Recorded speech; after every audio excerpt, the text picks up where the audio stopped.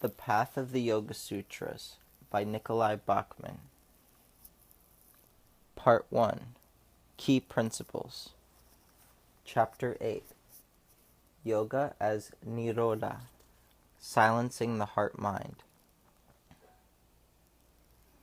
Love opens my chest, and thought returns to its confines.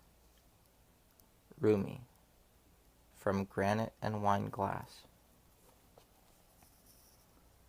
During the journey through life, our heart-mind, Sita, accumulates memories from every experience, which influence our thoughts, emotions, and, therefore, our actions. The activities buzzing around in our consciousness make us think that we are these actions. Yoga is, by definition, a process of quieting these activities in order to be able to look deeply within and connect with that which never moves, our divine inner light of awareness, Purusha or Atman. Yoga is defined in the second sutra as a process of thinning away or quieting, Nirodha, the thoughts and emotions in our heart-mind. Nirodha results from the practices of yoga, especially a focused heart-mind. Nirodha is not actively avoiding, suspending, or ending our thoughts or emotions. Rather, it occurs naturally when our attention is focused in one direction, causing those distractions to submerge and the inner light of knowledge to emerge. As a process or practice, yoga is connecting our individual consciousness to the universal consciousness. Several yoga practices are mentioned in Patanjali's Sutras. The 8 limbs of yoga, Ashtanga, provide tools to refine ourselves and draw our attention inward.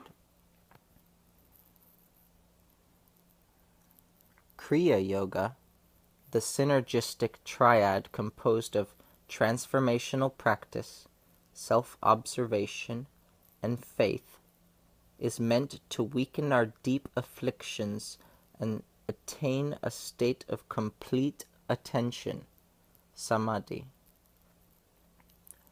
We could say that Samyama Yoga, the final 3 inner limbs, expresses a subset of the 8 limbs that represents focusing inward and experiencing samadhi. Yoga can also be a state equivalent to samadhi, resulting from the process of nirodha. When we are in the state of yoga, our consciousness is quiet, and we experience the presence of our inner light of awareness, our true self. Yoga means union or connection with this divine presence. This seer, Purusha, is resting in the perception of itself and is experienced as clarity, understanding, compassion, and happiness. In this state, our attention is so focused that the activities, vrittis, in the heart-mind no longer distract us.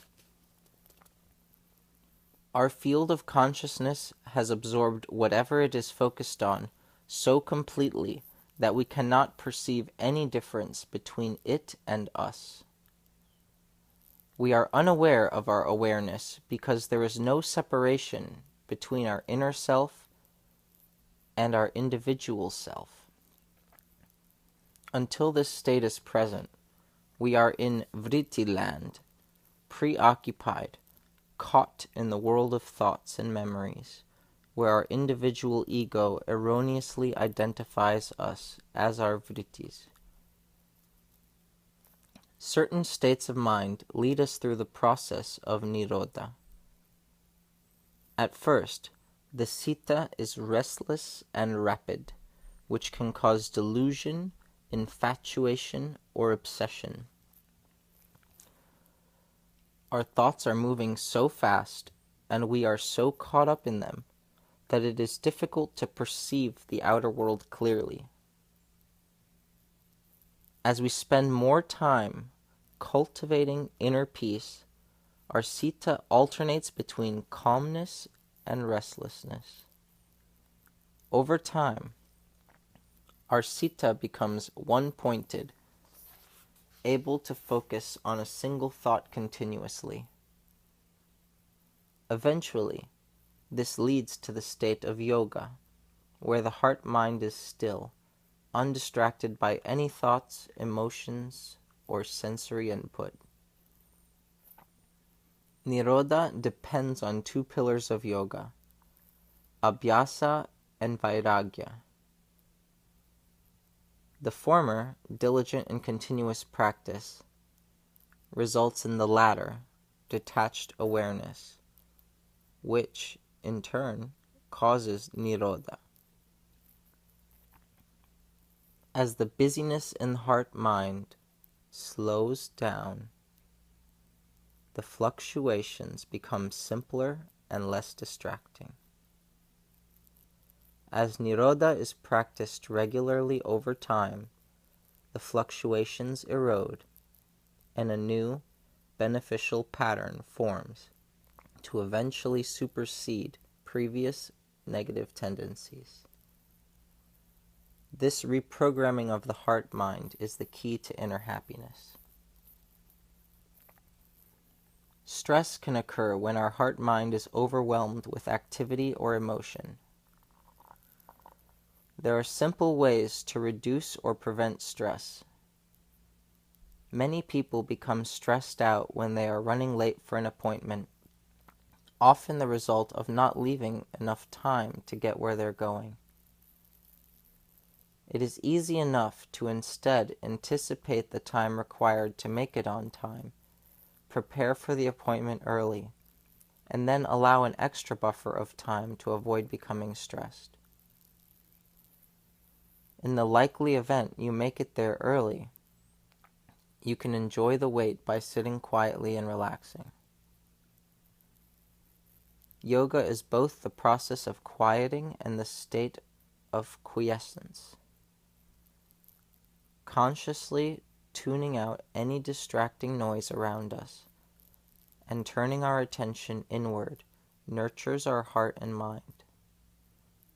Slowing down and connecting with our silent inner light of awareness relieves us from the hustle and bustle of the world. Thoughts.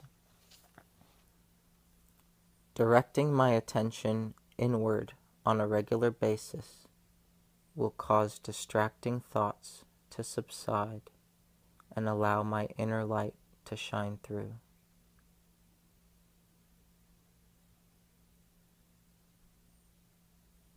A quiet, calm heart-mind enables me to see things clearly and make wise choices that benefit myself and others.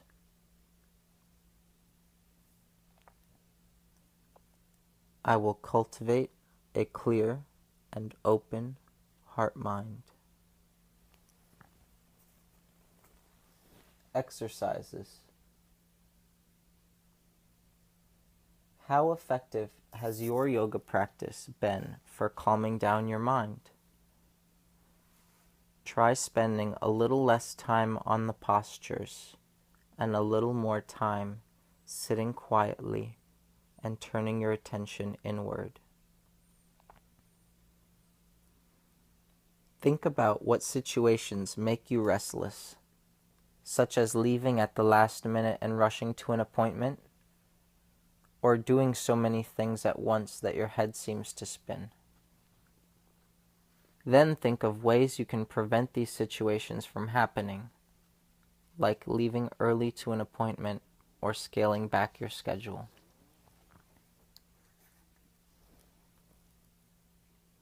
Use an everyday activity to practice one-pointedness.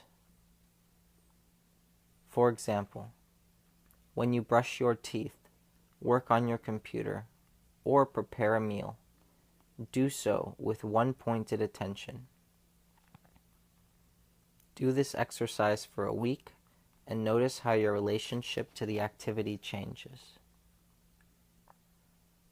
End of chapter 8.